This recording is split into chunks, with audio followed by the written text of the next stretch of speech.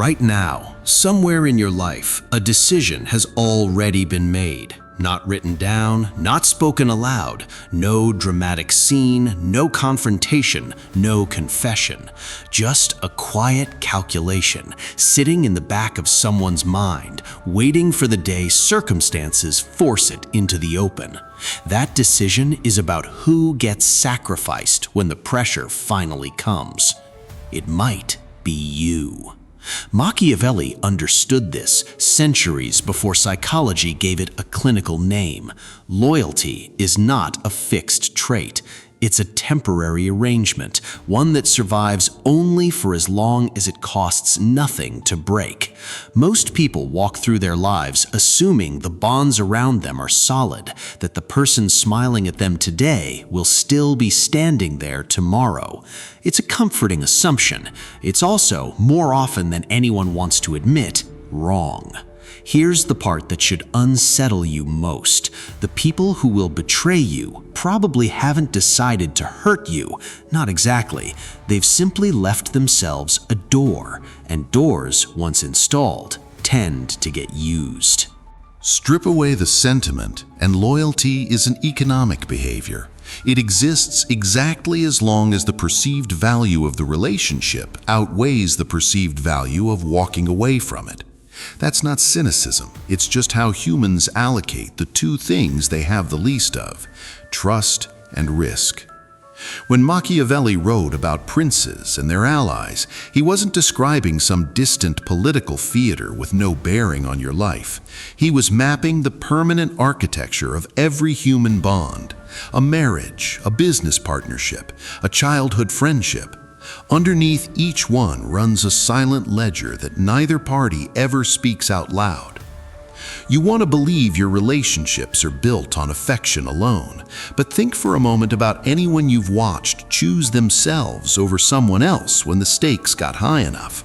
Affection didn't stop them. It never does, not when the alternative is losing everything.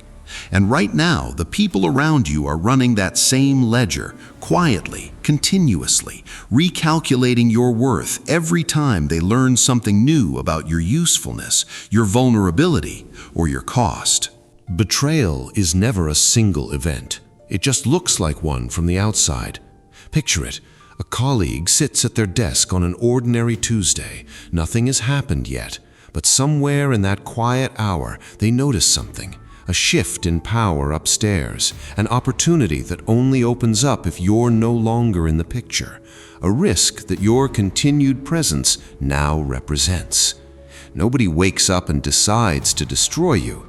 What happens is smaller and colder. They simply notice that the equation has changed. Maybe you've become inconvenient.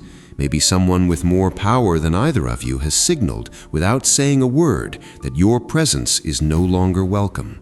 Maybe you served a purpose once, and that purpose has quietly expired. From that moment on, they are not the same person you thought you knew, even though nothing about their face, their voice, or their behavior has changed at all. The betrayal has already happened. What comes later, the visible part, the part that shocks you, is only the execution of a decision made in silence, sometimes months before you notice anything different. Here's where it gets uncomfortable. The people who perform warmth most consistently are often the ones worth watching most closely.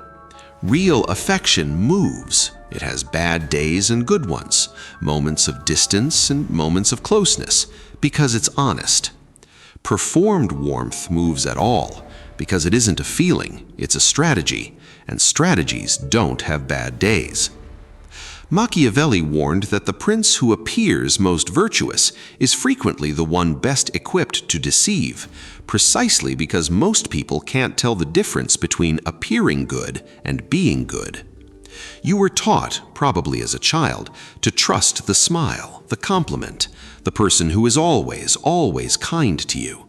But ask yourself, is that consistency evidence of love or evidence of discipline? A person capable of holding a flawless mask for years isn't necessarily devoted to you. They might simply be patient, waiting for the exact right moment to extract what they need before the relationship outlives its usefulness. The absence of visible conflict feels like peace. Sometimes it is, but sometimes it's just the silence right before a calculated move. This next part is harder to hear because it turns the lens back on you. Every time you reveal a weakness, a dependency, a fear, you're not just being vulnerable. You're handing someone a map, a precise diagram of exactly where pressure will work best if it ever needs to. Every time you make yourself indispensable in a way that threatens someone else's position, you create a reason for your own removal. Every time you become predictable, your reactions stop being yours. They become tools other people plan around. None of this means betrayal is ever justified. It isn't. And none of this makes you responsible for another person's choice to hurt you. But it is a colder truth worth sitting with. The environment around you is shaped, in part, by what you allow to circulate. Your information, your blind spots, your patterns. Machiavelli's entire framework rests on one idea. Power isn't simply seized, it's enabled by the blind spots of the people who hold it. Betrayal doesn't force its way in, it finds the door someone left open. Before betrayal becomes visible, it leaves a trail. Most people are too emotionally invested to read it. Information that once flowed freely starts to slow down. The way someone talks about you to others shifts, softer, more careful, almost rehearsed. New alliances start forming just outside your line of sight. A conversation stops the second you walk into the room and nobody quite meets your eyes. Any one of these alone means nothing. People get busy. Conversations end naturally. But together they form a pattern, and patterns are the language intention speaks when it isn't ready to speak out loud. Most people ignore this language entirely because reading it correctly means confronting something they'd rather not know, that someone they trusted is quietly preparing an exit that doesn't include them. The mind resists this, not out of stupidity, but out of self-protection, because betrayal threatens more than your position. It threatens your understanding of reality itself. You don't want to admit you misjudged someone. And that resistance, that very human refusal to look directly at what's in front of you, is exactly what allows betrayal to succeed when it finally arrives. So where does that leave you? Not in permanent suspicion, not guarding every conversation like a hostile negotiation. A life built entirely on distrust collapses under its own weight.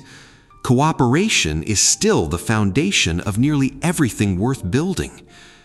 The point of understanding betrayal was never to prevent connection. It was to remove the naivety that leaves you exposed the moment the calculation shifts against you. Machiavelli never told his prince to trust no one. He told him that trust, once given, has to be paired with observation. The two are not opposites, and you don't have to choose between them. You are not required to go cold to survive this. You are required to stay awake inside your own relationships, to notice the quiet arithmetic running beneath every alliance you're part of, to accept, finally, that warmth and strategy are not mutually exclusive in the people closest to you. They rarely are.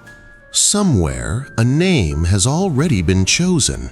It may not be yours, but understand this. The choice was never about hatred. It was about circumstance, opportunity, and cost.